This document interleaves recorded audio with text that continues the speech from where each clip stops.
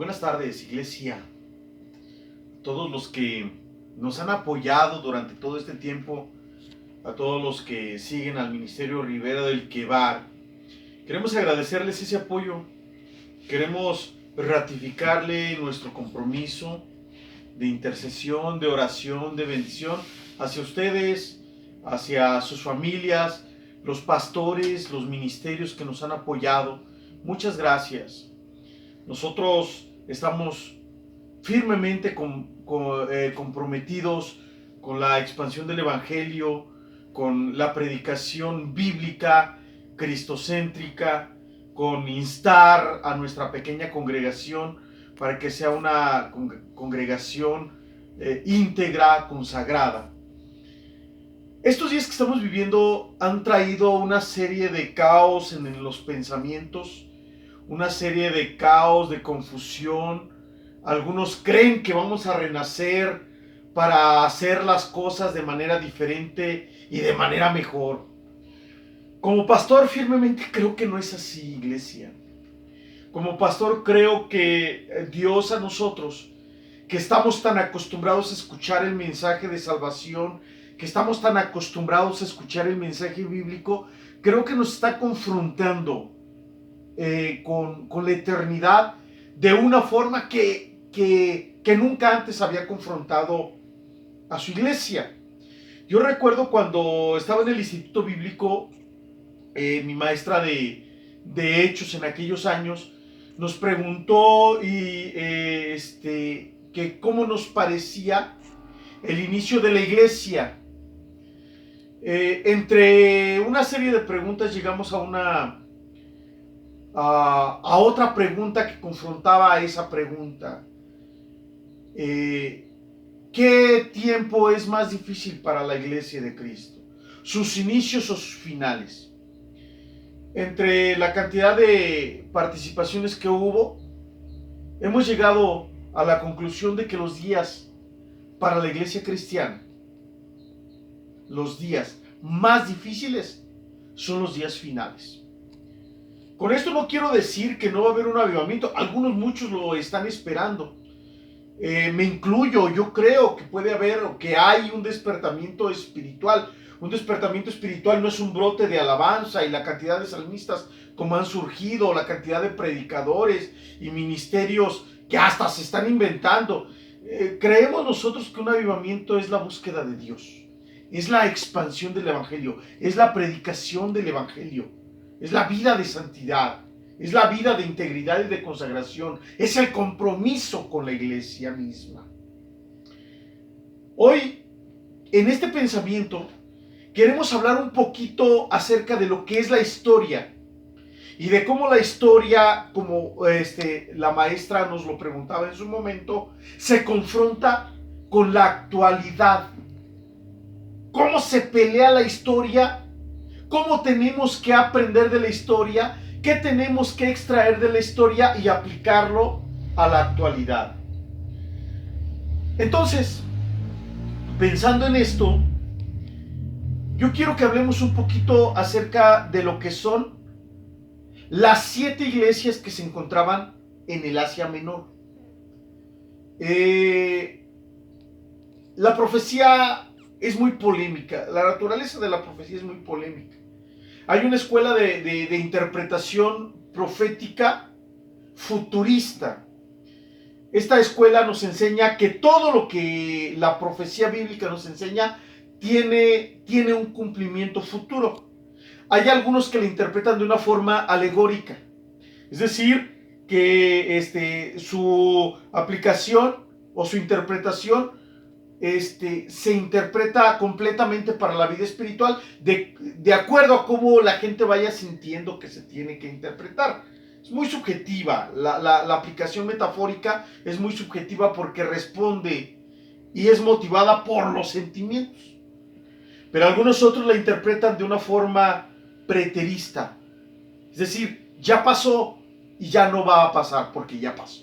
El pasado lo marca. Nosotros creemos que muchas de las cosas que la Biblia en Apocalipsis nos habla y de la profecía en general desde la perspectiva bíblica en los diferentes libros tuvo un cumplimiento pasado, un cumplimiento histórico, es una aplicación metafórica, pero también tiene una aplicación al futuro.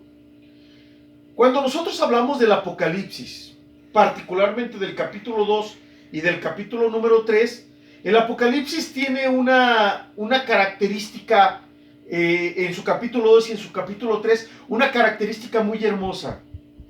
Que cada una de las cartas a las que Jesús le ordena a Juan que les mande su mensaje, tienen una alabanza, tienen un reclamo por alguna acción, un hábito mal hecho, tienen una advertencia si esa acción o ese mal hábito que están practicando no es corregido, y tienen una promesa si se corrige. Entonces quiero que pensemos un poquito en el mensaje que Jesús le dicta a Juan para mandarle en una carta a la iglesia de Éfeso. Éfeso, iglesia, era una iglesia hermosa. Éfeso, cuando usted lee la carta a los Efesios se encuentra acá arriba, cuando Gálatas y Corintios se encuentran acá abajo. Es una carta sumamente profunda, incluso se le considera como la carta, la máxima carta de la literatura, de las cartas paulinas. Éfeso significa deseada o significa primer amor, y dice así, fíjese bien: escribe el ángel de la iglesia en Éfeso, el que tiene las 7 estrellas en su diestra, en su mano derecha, el que anda en medio de los 7 candeleros de oro, dice esto, y viene una alabanza: yo conozco tus obras y tu arduo trabajo y paciencia, y que no puedes soportar a los malos. Has probado a los que se dicen ser apóstoles y no lo son, y los has hallado mentirosos. Has sufrido, has tenido paciencia y has trabajado arduamente por amor en mi nombre y no has desmayado. Qué hermosa alabanza. Pero decimos, aparte de la alabanza a casi todas las cartas, o más bien a todas, viene un reclamo. Y este es el reclamo que Jesús le hace a la iglesia de Éfeso. Pero tengo contra ti que has dejado tu primer amor. Y después del reclamo viene una advertencia en caso de que ese reclamo no sea atendido. Hay algo más urgente, iglesia, que una pandemia. Hay algo más urgente que una recesión. Hay algo más urgente que quedarnos sin trabajo. Y lo que urge es que nosotros atendamos a la voz de Jesús. Sobre todo, amados, cuando hay una advertencia. La advertencia viene: recuerda por tanto de dónde has caído y arrepiéntete y haz las primeras obras, porque si no las haces, vendré pronto a ti, quitaré tu candelero de su lugar si no te hubieras arrepentido. Y luego viene otra vez un halago, una alabanza: pero tienes esto, que aborrece las obras de los nicolaitas, las cuales yo también aborrezco. Y luego viene una promesa: el que tiene oído, oiga lo que el Espíritu dice a las iglesias. El que venciere, le daré a comer del árbol de la vida, el cual está en medio del paraíso de Dios. La iglesia de Éfeso tiene un cumplimiento literal, porque esta era la condición espiritual en la que se encontraba la iglesia de Éfeso, la que fundó el apóstol Pablo, donde fue pastor Timoteo. Esta era su característica, pero tiene un cumplimiento profético. Y dentro del cumplimiento profético, nosotros, los que amamos la escatología y la profecía bíblica, esta iglesia tiene una característica que se marca dentro de una iglesia, dentro de un periodo de la iglesia, que es la iglesia apostólica. La iglesia apostólica es la iglesia que fundó Jesús en el Pentecostés. Cuando vino el Espíritu Santo, los llenó, los bautizó, hablaron lenguas, comenzaron a predicar, tenían todas las cosas en común, etc. Dura desde el año 30 hasta el año 100 después de Cristo, cuando la iglesia, escuche bien, comienza a perder su primer amor. Con la muerte de Juan el Bautista, de Juan el discípulo amado, en la isla de Patmos, el que estuvo en la isla de Patmos al que se le dio el Apocalipsis, allí comienza a morir la iglesia. ¿Cuál es su cumplimiento profético? El cumplimiento profético de esta iglesia o del mensaje es que la iglesia que vio al Cristo resucitado, es que la iglesia que caminó con Cristo, que durmió con Cristo, que comía con Cristo, que vio sus milagros, escuchó sus mensajes, se iba a pagar su primer amor. El mensaje metafórico es para todos nosotros, iglesia. Cuando dejamos el primer amor, nuestro primer amor no es la pareja, no es el trabajo, no es la carrera. El amor más grande que una persona pueda experimentar es el amor de Dios. Después de esta iglesia, se le escribe a una iglesia que se encontraba en una ciudad que se llamaba Esmirna. Esmirna, iglesia, significa mirra. Fíjese qué hermoso, porque esta iglesia, en el mensaje, Jesús no le da ningún reclamo. Y escribe el ángel de la iglesia en Esmirna, el primero y el postrero, el que estuvo muerto y vivió, dice esto, y viene una alabanza. Yo conozco tus obras y tu tribulación. Y le dice, y tu pobreza. Y luego nuestra Biblia marca entre paréntesis, pero tú eres rico. Y la blasfemia de los que se dicen ser judíos y no lo son, sino sinagogas de Satanás. Y luego les dice algo, iglesia, que aunque nos diga no tengas miedo, nos da miedo. Porque le dice, no temas en nada de lo que vas a padecer. Y viene, ¿qué es lo que habría de padecer, iglesia? Y fíjese que no era bonito. Le dice así, le dice, he aquí el diablo echará a algunos de ustedes en la cárcel para que sean probados y tendrán tribulación por 10 días. Y luego viene la promesa hermosa, dice, sé fiel hasta la muerte y yo te daré la corona de la vida. El que tiene oído, oiga lo que el Espíritu dice a las iglesias. El que venza no sufrirá daño de la segunda muerte. La iglesia de Esmirna está representando a la iglesia perseguida.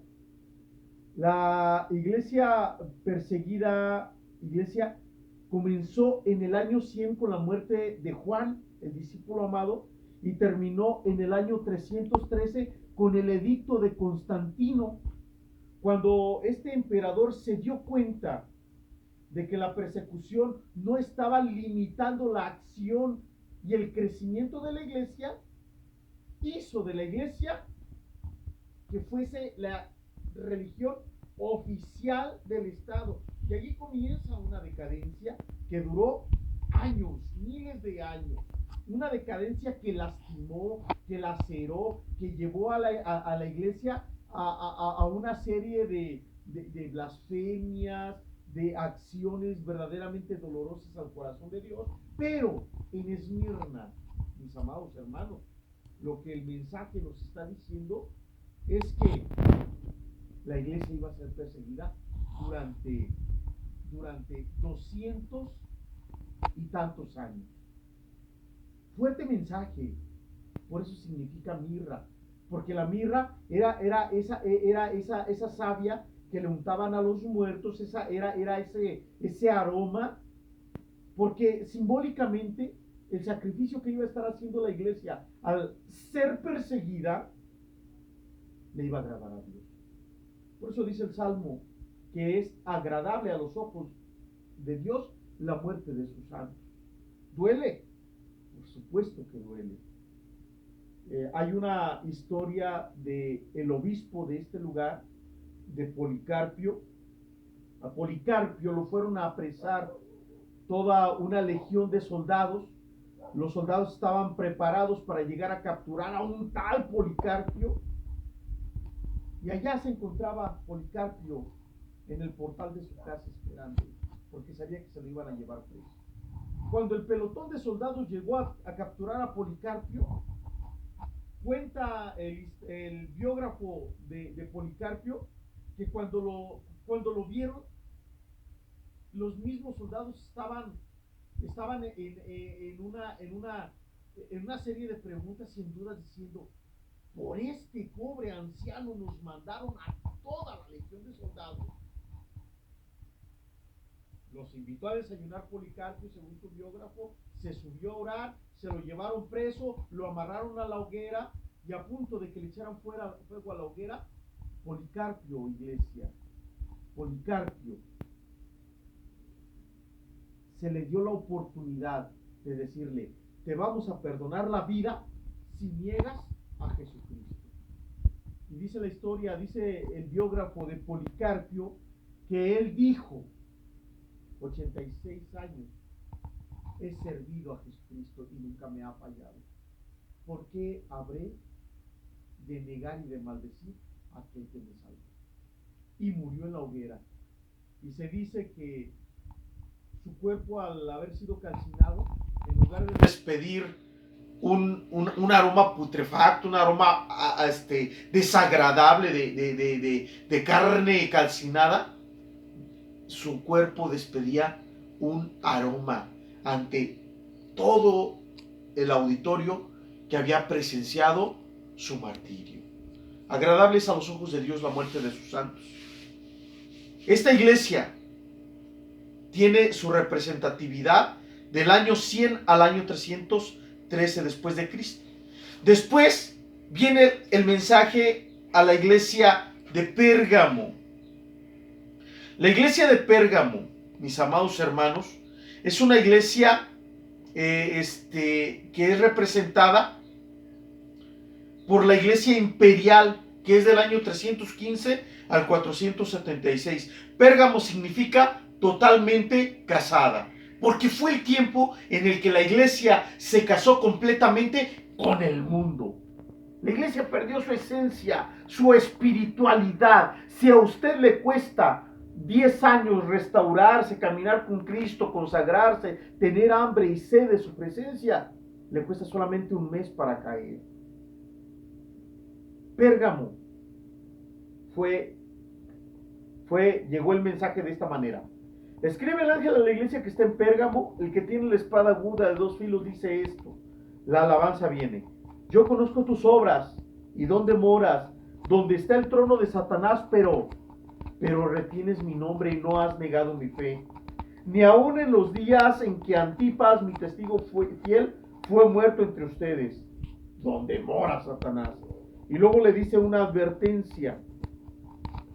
Le dice un reclamo, pero tengo unas pocas cosas contra ti, que tienes ahí a los que retienen la doctrina de Balaam, que enseñaba a Balac a poner tropiezo ante los hijos de Israel, a comer las cosas sacrificadas a los ídolos y a cometer fornicación. Y también tienes a los que retienen la doctrina de los nicolaitas, la cual yo aborrezco. Y luego después de este reclamo, viene una advertencia. Por tanto, te advierto, casi le está diciendo, arrepiéntete, pues si no, vendré a ti pronto y pelearé contra ellos con la espada de mi boca. Y luego viene la promesa. El que tiene oído, oiga lo que el Espíritu dice a las iglesias. Al que venciere, daré a comer del maná escondido, y le daré una piedrecita blanca, y en la piedrecita escrito un nombre nuevo, el cual ninguno conoce sino aquel que lo recibe. Después de Pérgamo, iglesia, viene una iglesia, una iglesia que es representada por la iglesia papal o medieval. La iglesia papal o medieval, amados, fue la porquería más grande de religión en la historia. Se le conoce como el oscurantismo. A la gente le metieron la cabeza en un balde, en una cubeta, para que no entendiera ningún concepto de Dios. Pero esto tuvo su proceso, porque la anterior iglesia, la iglesia de Pérgamo, los comenzó a abrazar porque ya era la religión del Estado. Y cuando nosotros, iglesia, lo que es sagrado, lo que es muy santo, lo que es muy sacro, lo hacemos común, estamos en un verdadero peligro. Y entonces De ahí vienen un montón de iglesias que son mundanas y podemos nosotros aplicar o hacer una metáfora del mensaje a Pérgamo, porque entonces tenemos canciones, alabanzas que la sacaron de la canción de Despacito, tenemos panderistas que salen en bikini, y tenemos líderes de alabanza que salen en ropa interior, y tenemos el pastor de jóvenes que se casó con el diácono, varón con varón, por una apostasía que se puede aplicar del mensaje que Jesús le da a la iglesia de Pérgamo. La iglesia de Tiatira no se quedó atrás, verdaderamente fue una iglesia, fue un tiempo bastante oscuro. Tiatira significa sacrificio continuo. Dice, escribe el ángel de la iglesia en Tiatira, el Hijo de Dios, el que tiene ojos como llama de fuego y pies semejantes al bronce bruñido, dice esto: yo conozco tus obras, tu amor, fe, servicio y tu paciencia, y que tus obras postreras son más que las primeras. Fíjese qué bonito, Pero aquí viene el reclamo. Pero tengo unas pocas cosas contra ti, que toleras a esa mujer Jezabel, que se dice profetiza, enseña y seduzca a mis siervos a fornicar y a comer cosas sacrificadas a los ídolos. Y le he dado tiempo para que se arrepienta, pero no quiere arrepentirse de su fornicación. Jezabel, de la que nos habla la carta, no era literalmente una mujer, era una doctrina, una enseñanza, la que el Papa les estaba permitiendo, iglesia. Por eso la fornicación de la que aquí se habla no era una fornicación carnal, literal. Es que estaban cometiendo pecado espiritual y la Biblia de esta manera lo estaba, o el Señor cuando escribe la carta de esta manera lo estaba explicando. En el tiempo del oscurantismo, en el tiempo de la iglesia papal o de la iglesia medieval, es el tiempo en el que todos nosotros nos podemos dar cuenta hasta qué punto llegaba el dominio y el control del Papa. Hasta qué punto llegaba el dominio y el control del romanismo. Crearon las cruzadas. Puede usted leer la novela, la epopeya de Dante Alighieri, la Divina Comedia, y puede darse cuenta cuál era el pensamiento. Recuerde usted que la literatura no es solamente escribir un poema. El poema reflejaba el pensamiento que el común de la gente tenía en determinado periodo de la historia. Y cuando nosotros leemos la Divina Comedia dice que a los cruzados se les perdonaban los pecados antes de cometerlos, con tal de ir a pelear en el nombre del Papa. Todas las guerras santas, iglesia, el nacimiento del Islam, todo el montón de martirios que hubo en este tiempo, el desvío de la gente hacia doctrinas, hacia fetichismo, hacia supersticiones, la quema de brujas, la persecución cuando comenzaban a salir los herejes, tiene su origen en el dominio completo del papismo.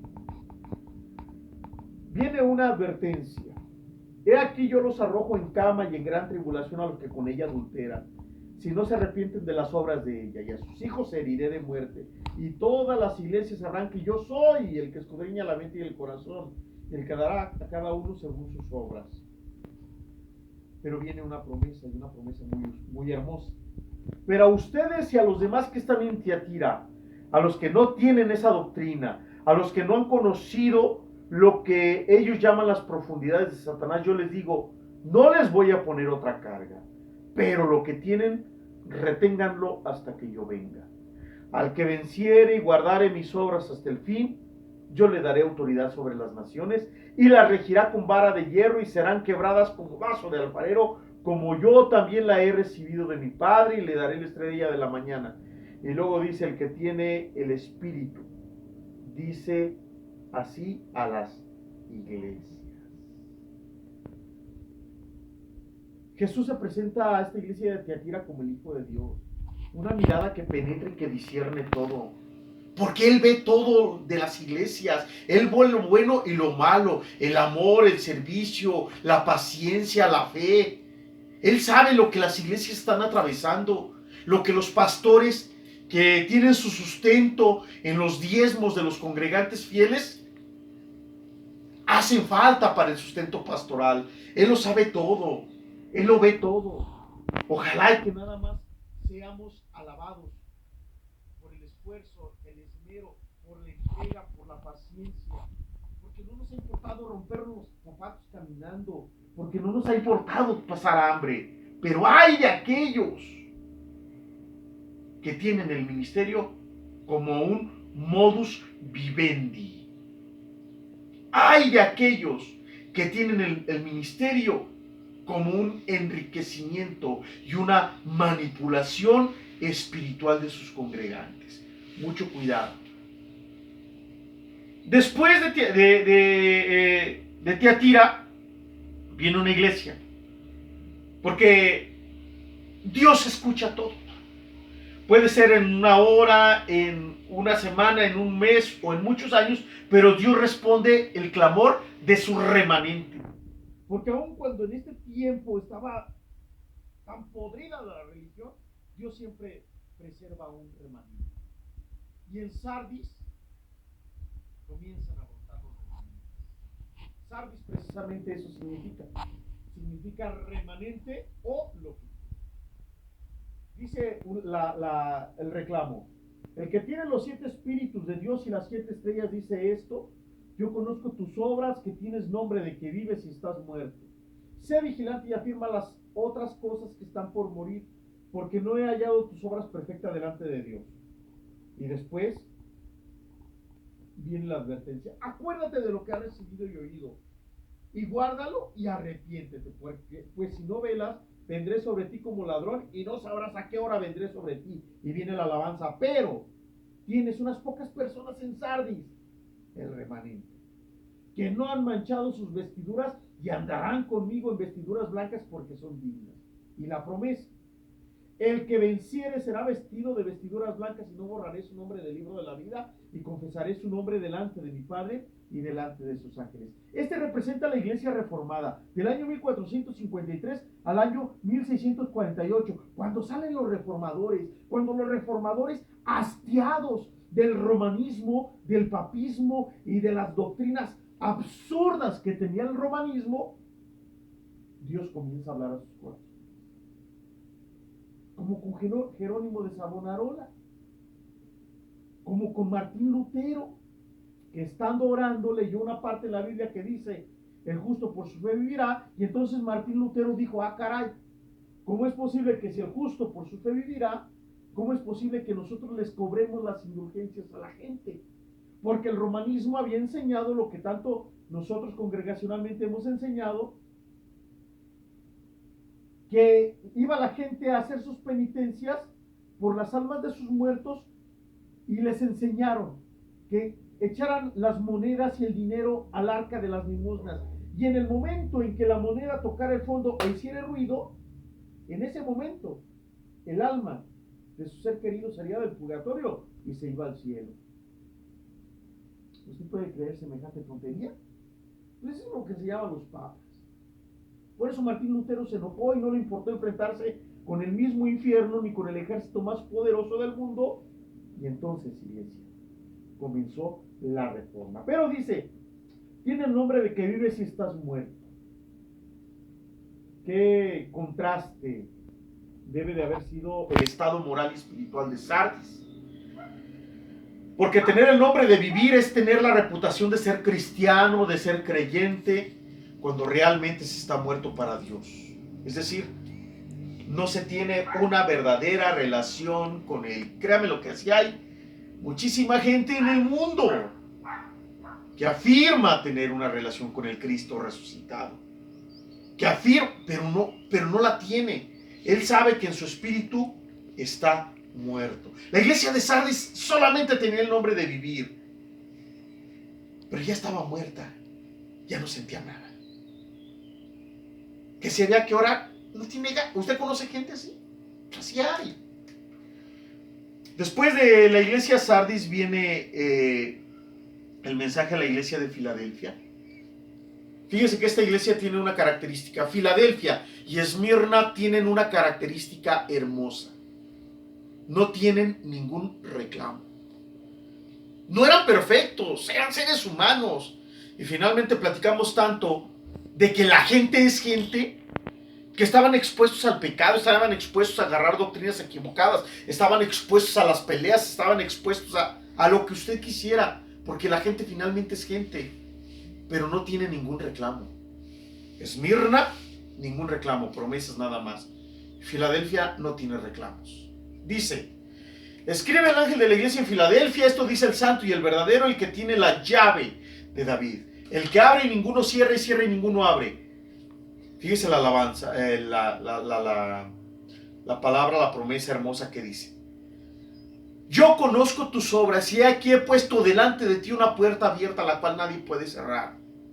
Porque aunque tienes poca fuerza, has guardado mi palabra y no has negado mi nombre.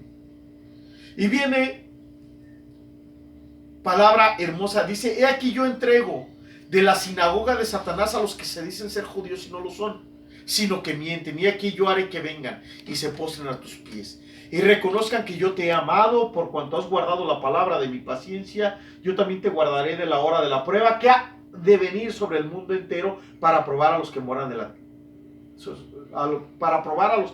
sobre la tierra. He aquí yo vengo pronto, retén lo que tienes para que ninguno tome tu corona. Al que venciere yo le haré columna en el templo de mi Dios y nunca más saldré de allí. Y escribiréis sobre él el nombre de mi Dios y el nombre de la ciudad de mi Dios, la nueva Jerusalén, la cual desciende del cielo de mi Dios, y mi nombre nuevo. El que tiene oído dice, oiga lo que el Espíritu dice a las iglesias. Nosotros, amados, por eso creemos que la iglesia no va a pasar por la gran tribulación. Nosotros no creemos que el arrebatamiento vaya a ser post-tribulacionista ni a la mitad de la tribulación. Con el debido respeto, sin que se me catalogue como un falso maestro, nosotros creemos que la iglesia no va a pasar por la gran tribulación.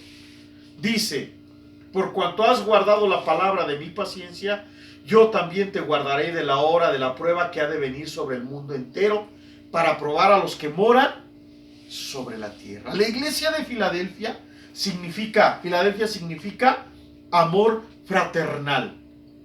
Y esta representa dentro de la historia a la iglesia moderna o la iglesia misionera, que tuvo su vida del año 1648 a 1901. Lea la historia de los pioneros del evangelio en muchas partes del mundo. Lea la historia de la iglesia misionera y usted va a leer la vida de Adoniram Hudson, va a leer la vida de David Brainerd, de Guillermo Carey, de David Livingstone, va a leer la vida de Moody, de Spurgeon, de Carlos Finney, de John Wesley, de Carlos Wesley, que eran hombres que donde se paraban se prendía el fuego del Espíritu Santo. Usted puede leer, aún en nuestra pequeña biblioteca tenemos algunos libros de mi autor favorito, que es Benjamin Simpson. Un movimiento de santidad, de milagros, de avivamiento, de intimidad con el Espíritu Santo. Esto representa la iglesia de Filadelfia. Esa iglesia misionera. Esos que se iban y que se metían a donde nunca pensaron que fuera a llegar el evangelio. Ese David Brainerd que se fue con los pieles rojas y que sin saber la lengua de los pieles rojas les predicaba y los pieles rojas se convertían. Ese Adoniram Hudson que por tener unas hojas de la Biblia le cambió la comodidad de su almohada al guardia de la prisión donde duró tantos años prisionero. Ese misionero que se encontraba cojo de un pie, si mal no recuerdo, que creo que fue Guillermo Carey, que se encontraba cojo, no tenía un pie, y cuando él se ofreció para irse de misionero, la junta de misioneros en Inglaterra le dijeron: ¿cómo te vas a ir tú de misionero? ¿Por qué te vas a ir tú de misionero si nada más tienes un pie? Y él respondió: porque los que tienen dos no quieren ir. Esa es la iglesia misionera. Qué hermoso, ¿verdad? Esto nos llena de gozo. No sé cómo se sientan ustedes. Nosotros nos sentimos con la presencia de Dios aquí en este lugar. Solamente de estar leyendo y de estar dando una brevísima explicación bíblica de estas cartas. Desde la perspectiva histórica, desde la perspectiva metafórica, desde la perspectiva futurista. Y llegamos a donde teníamos que llegar, la iglesia de la Odisea. La iglesia de la Odisea, y amados hermanos, representa a la iglesia del año 1900 hasta nuestros días. Sorpréndase, porque a diferencia de la iglesia de Esmirna y de la iglesia de Filadelfia, que no tuvieron ningún reclamo más que puras alabanzas, la iglesia de la Odisea no tiene alabanzas, solamente reclamos. Si usted está leyendo conmigo, lea Apocalipsis capítulo 3, versículo 14, que dice así: escribe al ángel de la iglesia en la Odisea: he aquí el amén, el testigo fiel y verdadero, el principio de la creación de Dios, dice esto: yo conozco tus obras, que ni eres frío ni caliente. Ojalá fueses frío o caliente. Pero por cuanto eres tibio y no frío ni caliente, te vomitaré de mi boca. Porque tú dices: yo soy rico y me he enriquecido y de ninguna cosa tengo necesidad. Y no sabes que tú eres un desventurado, miserable, pobre, ciego y desnudo. Por tanto, le dice el Señor, yo te aconsejo que de mí compres oro refinado en fuego para que seas rico, y vestiduras blancas para vestirte y que no se descubra la vergüenza de tu desnudez. Y unge tus ojos con colirio para que veas. Yo reprendo y castigo a todos los que amo. Sé pues celoso y arrepiéntete. Y viene una preciosa advertencia, no promesa, advertencia. He aquí, yo estoy a la puerta y llamo. Si alguno oye mi voz y abre la puerta, entraré a él y cenaré con él y él conmigo. Al que venciere le daré que se siente conmigo en mi trono, así como yo he vencido y me he sentado con mi Padre en su trono. Y dice: el que tiene oído, oiga lo que el Espíritu dice a las iglesias. La Odisea estaba situada, fíjese, históricamente, al borde de un río que se llamaba Licus. Había 3 vías muy grandes en ese lugar. La Odisea había llegado a ser un centro de negocios bastante próspero. Por eso los habitantes de la iglesia mantenían esa cultura de prosperidad y de la cual se sentían muy orgullosos. Esta mentalidad estaba impregnada en la iglesia y por eso decían con mucho gusto: yo soy rico, me he enriquecido y de ninguna cosa tengo necesidad. No siempre la prosperidad de una congregación viene de Dios. No siempre la prosperidad de un ministerio viene de Dios. Viene como recompensa de Dios. Viene porque Dios les prometió. Sabe que en estos días estamos asqueados del evangelio de la prosperidad. Escuchaba a un predicador no hace mucho tiempo que decía que aunque él no tenía dinero, que él siempre se levantaba confesando que era rico, porque su boca movía el poder de Dios. No es así. Al poder de Dios lo mueve su soberanía, no lo mueve mi boca, ni mi problema de autoestima, ni mi deseo de consumismo. ¿Sabe qué significa la Odisea? El significado de la Odisea es muy doloroso. La Odisea significa democracia o gobierno del pueblo. Representan a aquellas personas que tuvieron un encuentro con Cristo, pero Cristo no es Señor de ellos. Cristo no es Rey en sus vidas. Representa a aquellas congregaciones que tuvieron, que se predicó un mensaje cristocéntrico, pero Cristo ya no es Señor de ellos. No es el Rey de sus vidas. Gobiernan ellos. Su poder adquisitivo, su capacidad de influencia social, sus oportunidades de influencia política. Estamos hastiados, los pastores que predicamos a Cristo, los que tenemos que trabajar para predicar el evangelio, trabajar en lo material y dar un esfuerzo más que extra para llevar el evangelio los fines de semana o después de nuestro trabajo. Estamos hastiados de ver tantas publicaciones donde a los pastores se nos tiene como vividores. Porque hay algunos con un ministerio que en algún momento fue muy bonito, pero que su prosperidad teológica nos ha llevado a todos entre las ruedas de la carreta o entre las patas de los caballos.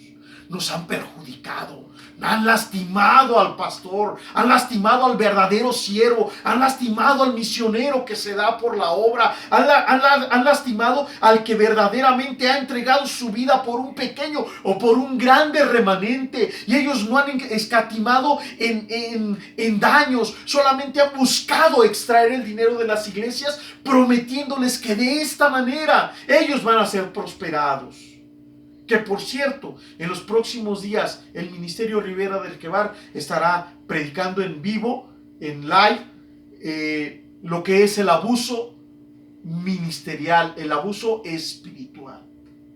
¿Por qué, iglesia?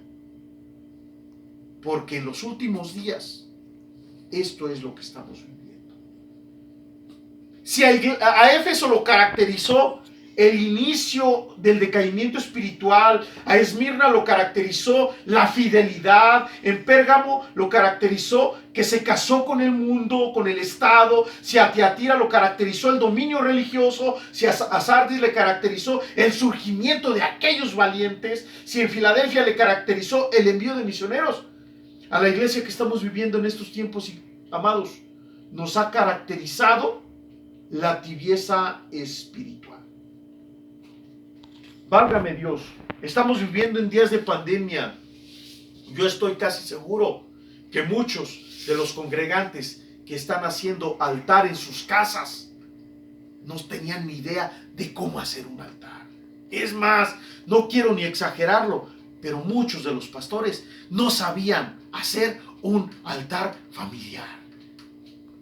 Pero esta pandemia de algo bueno tiene que salir. La Biblia nos dice que Jesús, que Dios es el único que puede cambiar la maldición por una bendición. No escuche esos mensajes motivacionales de que vamos a salir adelante, de que vamos a salir triunfadores, de que vamos a volver a ser. No. No nos confundamos y de verdad pongamos nuestro corazón rendido delante de Dios para que Él sea el Rey en estos días en los que Él nos está llamando. La Biblia nos enseña que el único que cambia una maldición por una bendición es el Rey de Reyes y Señor de Señores. Le dice la advertencia: al que venza, le daré que se siente conmigo en mi trono, así como yo he vencido y me he sentado con mi Padre en su trono. El que tiene oído, oiga lo que el Espíritu dice a las iglesias. Y termina el capítulo 3. Termina la historia de la iglesia, amados. Comienza el capítulo 4 y hay una visión del cielo. Y dice el autor: después de esto, ¿después de qué? Después de la historia de la iglesia. Estamos en la culminación de la historia de la iglesia. Somos los cristianos del final. Somos los cristianos postreros. Dice: después de esto miré y he aquí una puerta abierta en el cielo. Después de esto, una puerta, y escuché una voz que decía: sube acá y yo te mostraré las cosas que sucederán después de estas. ¿Después de cuáles? De la historia de la iglesia. Yo espero, amados, que este mensaje les sea de bendición. No sé cómo se siente usted ahí en su casa, sé que la atmósfera es muy diferente, pero aquí, en este pequeño espacio, lleno de libros, de trastes, de sillones, sentimos la presencia de Dios. Yo voy a decirle una cosa, recuerdo, con esto termino, las palabras de mi director en el Instituto Bíblico, cuando el hermano Morlack decía: hermanos, Muchos creen que estamos viviendo en los últimos tiempos y no es cierto. Y todos nos quedamos callados y nos quedamos viendo a ver qué era lo que iba a decir el hermano Morlack. Y dice, no estamos viviendo los últimos tiempos.